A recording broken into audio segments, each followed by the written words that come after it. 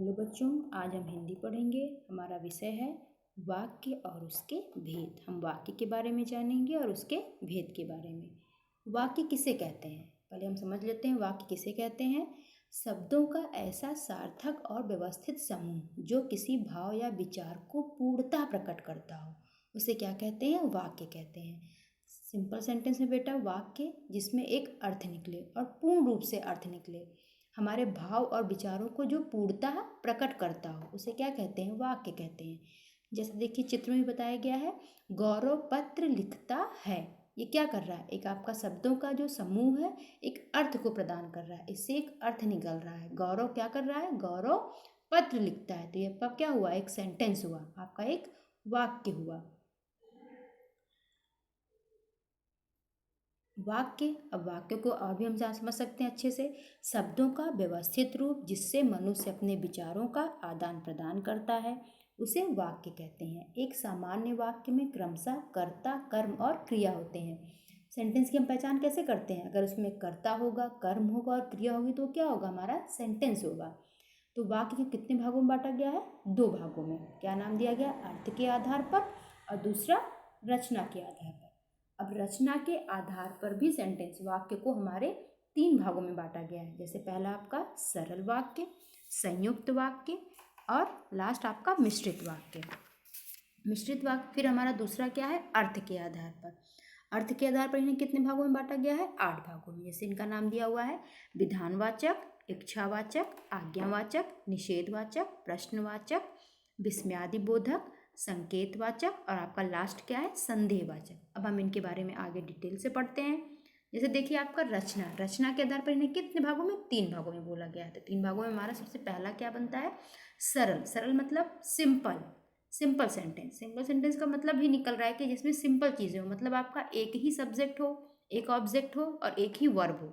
जहाँ भी आपको एक क्रिया दिखे तो वो क्या किस में जाएगा? आपका सिंपल सेंटेंस में। जैसे परिभाषा में देखिए, जिस वाक्य में केवल एक ही क्रिया हो वह क्या होगा? सरल या साधारण वाक्य। उस सेंटेंस को हम क्या बोलेंगे? Simple sentence. सिंपल सेंटेंस हम किससे कह सकते हैं? जिसमें आपको सिर्फ एक ही सब्जेक्ट दिख रहा है, एक ही वर्ब दिख रहा है, वो आपका किस में जाएगा? सिंपल। बहुत ईजी है। सिंपल सेंटेंस की पहचान हम अच्छे से कर सकते हैं। जहाँ भी हमें एक क्रिया दिखे वो किस में जाएगा? सिंपल सेंटेंस में। देखिए उदाहरण में भी दिया हुआ है, चिड़िया उड़ती है। देखिए एक ही क्रिया है ना, चिड़िया क्या कर रही है? चिड़िया उड़ती है। श्रेयांश पतंग उड़ा रहा है। गाय घास चरती है। फिर देखिए आपका दूसरा आता है, दूसरा क्या है? संयुक्त वाक्य। संयुक्त वाक्य मतलब कंपाउंड सेंटेंस। संयुक्त का अर्थ क्या निकल रहा है? आप अर्थ से ही देख लीजिए। संयुक्त मतलब एक से अधिक, तभी हम इसे संयुक्त बोलेंगे। देखिए यहाँ पे सिंपल मतलब आपका एक से अधिक वाक्य होगा।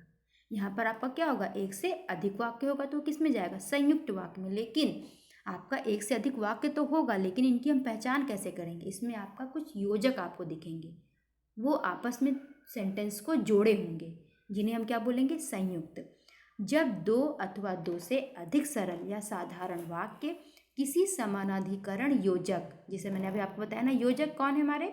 और, एवं, तथा, अथवा, लेकिन, किंतु, परंतु से जुड़े होंगे, उन्हें हम क्या बोलेंगे? संयुक्त वाक्य। संयुक्त वाक्य कैसे पहचानेंगे हम? जहाँ पर आपको 2 वाक्य दिखेंगे और उन दोनों वाक्यों को आपस में एक शब्द जोड़ा होगा, उस शब्द को हम क्या बोलेंगे? योजक। जैसे देखिए, चंदन खेल कर आया और सो गया। इसमें देखिए आपका 2 सेंटेंस दिखा। पहले क्या है सेंटेंस? चंदन खेल कर आया, फिर दूसरा क्या हुआ? सो गया। इन दोनों सेंटेंस को जोड़ा कौन है? आपका और हमारा क्या है? यहाँ पर योजक है। तो हम इसकी पहचान अच्छे से कर सकते हैं ना, एकदम इजी। हम इसकी पहचान कैसे करेंगे? जहाँ भी मुझे योजक दिखेगा मैं इसकी पहचान कर लूँगी। संयुक्त मतलब एक से अधिक वाक्य होगा और जो योजक से जुड़े होंगे। दूसरा देखिए, मैंने उसे बहुत मनाया परंतु वह नहीं मानी। देखिए यहाँ पर क्या है? मैंने उसे बहुत मनाया, किंतु क्या हुआ? परंतु। परंतु यहाँ पर योजक हमारा क्या है? परंतु। वह नहीं मानी। देखिए हमारा सबसे लास्ट क्या है? मिश्र वाक्य। जब 2 अथवा 2 से अधिक सरल या संयुक्त वाक्य किसी व्यधिकरण योजक, यदि, तो, जैसा, वैसा, क्योंकि, इसलिए, यद्यपि, तथापि से जुड़े होते हैं तो उसे हम क्या बोलते हैं? मिश्र या मिश्रित वाक्य।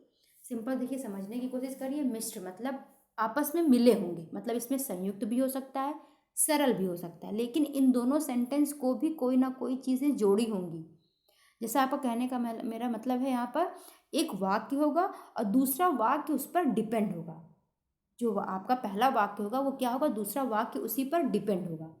उसे क्या बोलते हैं, हम बोलते हैं ना वाक्य और उपवाक्य। वाक्य और उपवाक्य क्या हुआ, जो आपका एक वाक्य दिया है और दूसरा वाक्य उस पर डिपेंड होगा तो हम उसे क्या बोलेंगे, उपवाक्य। कहने का मतलब यहाँ पर यही है।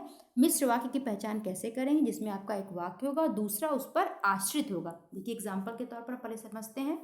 यदि अधिक दौड़ोगे तो थक जाओगे। देखिए पहले सेंटेंस पर ही दूसरा आश्रित है। वो क्या कह रहा है, यदि अधिक दौड़ोगे तो क्या हो जाओगे, थक जाओगे।